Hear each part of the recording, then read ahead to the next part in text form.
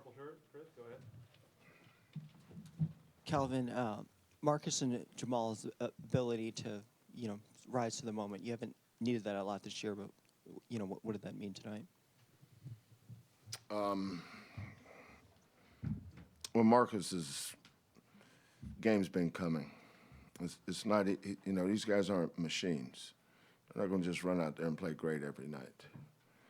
It's like you could almost feel the frustration of the crowd when we were missing all those free throws.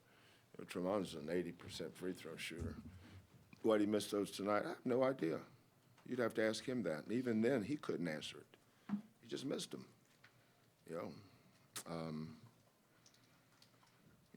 This is it's been a tough stretch. I think it's our third game in 6 days.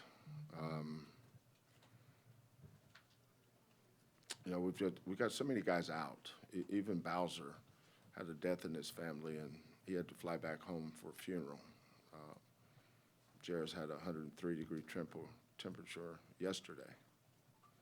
So I knew yesterday he wasn't playing tonight. Who else was out? Ramon's out. You might as well say J1 was out tonight too. He didn't play. So. But look at Washington State and Arizona Saturday. Oklahoma State is a whistle away from beating Kansas at Allen Fieldhouse 2 weeks ago, 69-67. These teams are good. South Florida should be 3-1. They're up 13 in the second half at Memphis. They're up 14 the other night against Wichita State. I don't know what happened to them. But that's a very well-coached team. They got old dudes. They don't have any freshmen over there that play. So maybe one. I think number was Cornwell. Miguel, senior. Hines, senior. Bryant, 5th year. Chachua, senior. Harris, 5th year. Chaplin, 4th, 5th year. They got old dudes. They're all good players. I was impressed with them. I told Brian after the game, he's done an unbelievable job with his team. They've been playing good. They just haven't been finishing games. But they have a lot of good players, But we got a little break here. Hopefully we can get some bodies back, get healthy, and heal the wounded and feed the sick and do all that stuff and move on to the next one. You guys get paid to analyze these things and take the bark off a tree and say all that stuff that makes you look smart. But we got the next game to get. While you guys are analyzing this thing, I'm gonna get ready for the next game if that's all right. Go ahead, Joseph. Kelvin, we talked about offensively what Jamal and Marcus did, but I think defensively there was a switch up second half on Harris with Marcus and Jamal. Was that just kind of? He was kicking Jamal's butt. That was the switch up. Jamal hasn't guarded very well lately. He's got to get back and get his. He's got to get his swagger back, get his mojo back. He's got to get back to getting a little mud in his blood. Marcus has got plenty of mud in his blood. This isn't Phantom of the Opera or what's that Christmas play that they have every year? Nutcracker. This ain't the Nutcracker.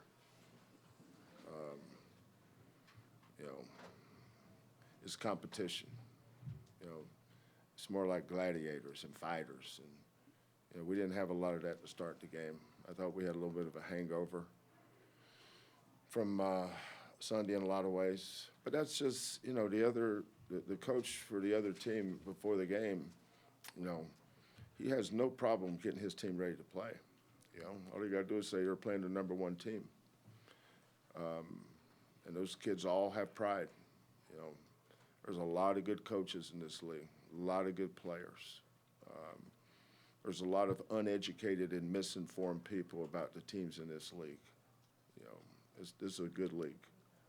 Beat a lot of teams. South Florida bunches. You know, I've known Brian Gregory. You know, he was a great coach at Dayton. I thought he did a good job at Georgia Tech. And then South Florida have a hard time finding a better coach than that dude. And he had his kids ready to play tonight. So, but, you know, every time we would look like we were getting ready to stretch it out from maybe 10 to 12, 12 to 15, something like that, they bang a three. And they've been a poor three-point shooting team this year, and free throw. But not tonight. But that's how upsets occur. It's nights like tonight. Over the course of 31 games, it happens. You know, and I go back to Washington State and Arizona. You know, I coached at Washington State as a head coach 7 years. We never won in Tucson. I don't think Tony did either, Tony Bennett. But they did the other day. You know, I'm a big fan of Tommy Lloyd in Arizona, but I like Washington State better. I got two Cougs in me, C-O-O-G-S and C-O-U-G-S. And you better believe there's a difference. We'll go to Amy. Marcus, you guys were down 5 there towards the middle, or getting close to the middle of the second half. You were instrumental in the run that ultimately helped you guys get over the hump. You talked to me a little bit about what you saw during that run, and for you personally, just take me through where it really seemed like you got going there toward the second half. Really just, you know, my teammates telling me it's time to step up, you know, trying to get me going, giving me confidence. And, you know, just being a senior on the team, being a leader. I kind of done seen it all, you know. I seen the momentum that they had. And, you know, when you got good teammates that really just trust you with the ball and feel like you can change the game, they don't do nothing but really give you confidence. So that's what I did, really. We'll go back to Chris. Kelvin, going to that four-guard lineup with Reggie, how do you think that worked? And did you see something there, or was that more necessity with who you had out? Well, sometimes necessity is the mother of invention. I had no choice. You know, we didn't have any fours left. I got 2 fours, and they've been there every game, every minute, either Jarris or J1. So I didn't have either one tonight. So I had a choice of playing a true freshman against those older guys that were playing really well, or playing those 4 guards. You know, I thought Terrence did some good things tonight. He had 3 offensive rebounds. Terrence is a good offensive rebounder. Emmanuel was doing some good things. He just gets lost sometime, like a freshman. You know, if he was playing 25 minutes a game, he'd be a lot better player. I'm not about to sit Marcus and Tremont down so he can get 25 minutes a game. You know, he's a freshman.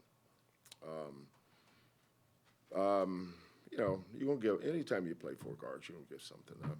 But I'm not into any of that tonight. We're 17-1 and 5-0. That's all that matters. Chris, will you pass it down to Joseph, please? Kelvin, hope this doesn't. I don't want this to come across sounding insensitive on Ramon's situation, whatever it is. But with him out, in terms of how you look at your guard lineup, does that put a strain, or do you feel like, I mean, compared to last year, what you had available guard-wise, do you feel like you're in a good position to withstand that, or do you? I mean, Malik's not an option, right? I mean, in terms of. Correct. Malik is definitely redshirting. Do you feel like, you know, from a number standpoint? Yeah, from a number standpoint, we're fine. Just from an experience standpoint, you know. But you know, Terrence did some good things Saturday. Sunday. You know, he's coming along. You know, his first 2 shots tonight, you know, were blindfolded, or at least it looked like they were blindfolded. You know, Terrence is a good shooter.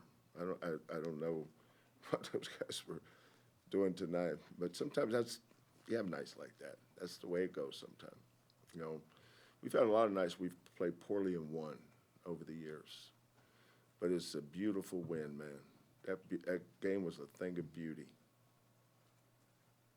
Again, for the uneducated and misinformed, they have a way of describing wins.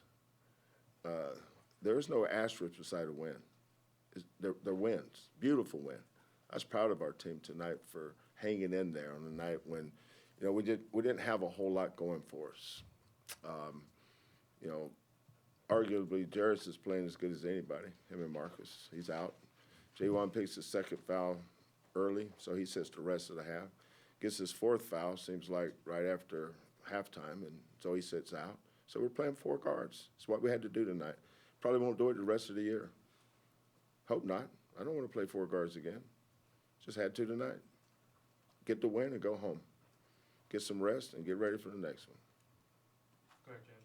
Yeah, Marcus, Jamal's talked about, being pass first offensively, but just how important was it for him to get his shot going tonight on a night where y'all are shorthanded and just picking up some of that load offensively? I just feel like that's another experience part. He went through the tournament last year, without me and T. So, he showed y'all he can score the ball when he has to. But, he's a all-around guard, really. But it made the game a lot easier, and he started being aggressive and scoring. And it really started getting the whole team going, really.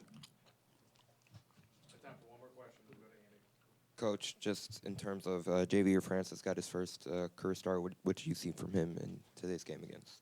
I thought he had Southwood? some good moments tonight. You can tell he was rushing some things around the basket.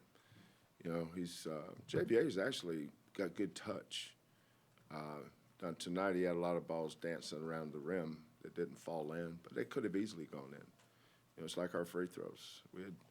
You make your free throws, make your layups. Reggie missed a couple layups. JVA missed a bunch of point-blank shots. But he's getting there. I feel comfortable starting him tonight. But that Chichua kid is probably the most improved. There's 3 really improved players in our league: J1 Roberts, Locken from Cincinnati, and Chichua. Chichua is a good big man. He's a good player. He'll be a professional basketball player for a long time somewhere. Coach, Marcus, thank you very much for your time. Wait a minute. My man with the Guy V. Lewis attire's got to get a question. It's blue shirt, red tie. Go ahead and give that microphone. He's getting ready to go deep into that radio voice, too. So give it to me. Give it to me, brother. Coach, you talk all the time about wisdom and lessons, especially earlier in the season. What is the biggest lesson you think your team learned tonight? That we can not have our fastball and find a way to win. And we need to get our team back. But we're fortunate, we've knock on wood, we've dodged a lot of bullets this year in terms of injuries and stuff, and sometimes you just gotta get lucky. I thought we got lucky tonight. We could have lost that game. So, South Florida played good enough to win, but so did we, and we won. So you won't see me analyzing this thing after I walk out this room. We're 17-1 and 5-0, brother. Happy about that.